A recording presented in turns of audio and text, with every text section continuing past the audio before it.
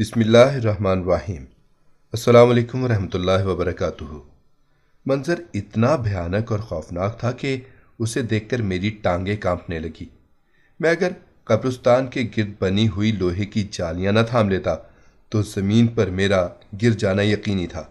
ایک تو ملگجی روشنی جس میں اندھیرے کا عنصر غالب تھا، دوسرے رات بھر کی چھائی ہوئی دھند کی تہ جس نے زمین کے اوپر چادر سی تان رکھی تھی، سب سے بڑھ کر قبرستان کی ویرانی، ان سب نے ماحول پراسرار بنا دیا تھا۔ نہ جانے ہم لوگ قبروں اور قبرستانوں سے کیوں ڈرتے ہیں، حالانکہ ایک نہ ایک روز ہمیں یہیں آنا ہے۔ خیر، اس دھند اور نیم روشنی میں جب میری نظر اس لاش نما چیز پر پڑی تو میری ٹانگیں کانپ گئیں۔ دو جسیم کتے اسے بھنبھوڑنے کے لیے آپس میں لڑ رہے تھے۔ یہ منظر میں نے والدین اور دیگر مدفون اعضاء کے لیے فاتحہ پڑھنے کے بعد دیکھا۔ میں عام دنوں میں فجر کی نماز پڑھ کر ہاتھ میں تسبیح لیے ورد کرتا ہوا باغ کی طرف جایا کرتا تھا تاکہ سیر کے بعد دن بھر تر و تازہ رہوں اور اپنے فرائض صحیح ادا کر سکوں، مگر ہر جمعے کی صبح فاتح خوانی کے لیے قبرستان آنا میرا معمول تھا۔ اسی معمول کے مطابق اس روز جب میں دعا کے بعد اپنے ہاتھ منہ پر پھیر کر پلٹنے لگا تو انگلیوں کی جھری میں سے مجھے وہ خوفناک منظر نظر آیا۔ جتنی دیر میں میرا بری طرح بھڑکتا دل معمول پر آیا، اتنے میں اندھیرا چھٹ گیا اور روشنی اتنی ہو گئی کہ دھندنما غبار کی تہ کے باوجود 20-25 میٹر تک کا منظر صاف نظر آنے لگا۔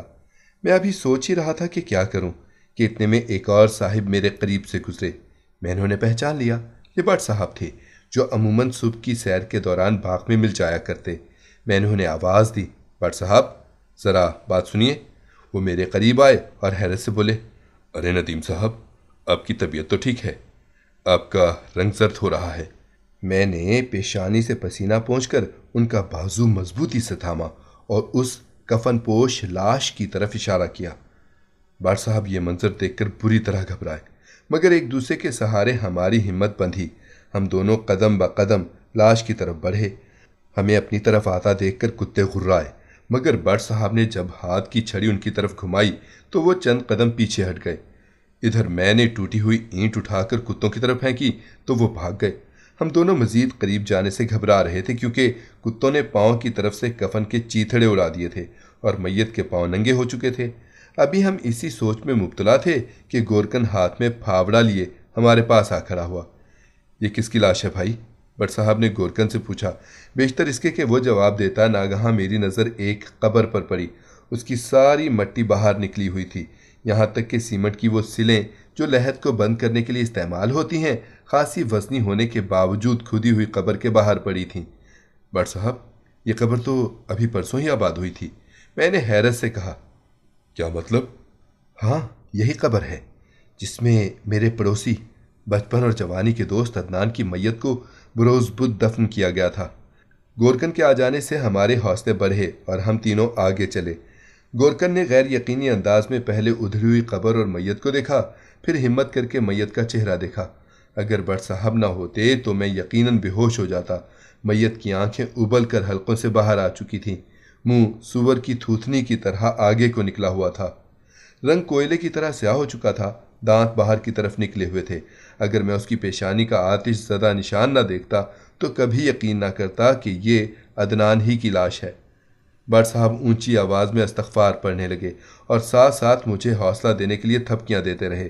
گورکن نے جلدی سے میت کا منہ ڈھانپ کر باندھا اور پاؤں کی طرف کا کفن صحیح کیا اور پوچھا، بہو جی میرے لیے کیا حکم ہے؟ بٹ صاحب میرا اور میں ان کا منہ تکنے لگا۔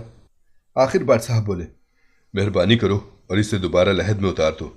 اچھا جی، گورکن نے جواب دیا اور ساتھ ہی قبرستان کے ایک کونے میں بنی اپنی کوٹھڑی کی طرف رخ کر کے کسی کو آواز دی۔ 4-5 منٹ کے بعد 2 نوجوان نمودار ہوئے جو شاید گورکن کے بیٹے تھے۔ ان تینوں نے مل کر میت اٹھائی، اسی ادھڑی ہوئی قبر میں لٹا کر سلیں جمائیں اور مٹی ڈال دی۔ اس سارے عمل میں آدھا گھنٹہ صرف ہو گیا۔ میں نے جیب میں ہاتھ ڈالا، 100 کے 2 نوٹ نکالے، گورکن کو دیے اور کہا، فی الحال میرے پاس یہی ہیں، میں دوپہر تک مزید 200 روپے تمہیں دے جاؤں گا۔ اب ہم دونوں محلے دار ایک دوسرے کو سہارا دیتے ہوئے تھکے تھکے قدموں سے واپس مڑے۔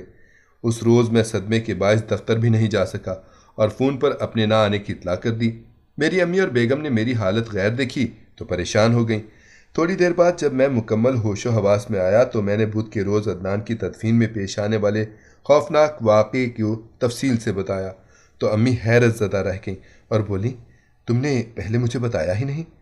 اللہ تعالیٰ عدنان کی گناہ معاف فرمائے۔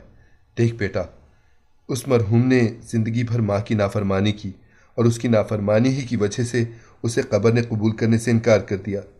امی کا شکوہ بجا تھا، لیکن میں نے پوری بات یوں نہ کی کہ مبادا ضعیفی کی وجہ سے ان کی طبیعت خراب ہو جائے۔ امی نے دبے لہجے میں مجھے مرحوم کی مغفرت کے سلسلے میں ایک مشورہ دیا۔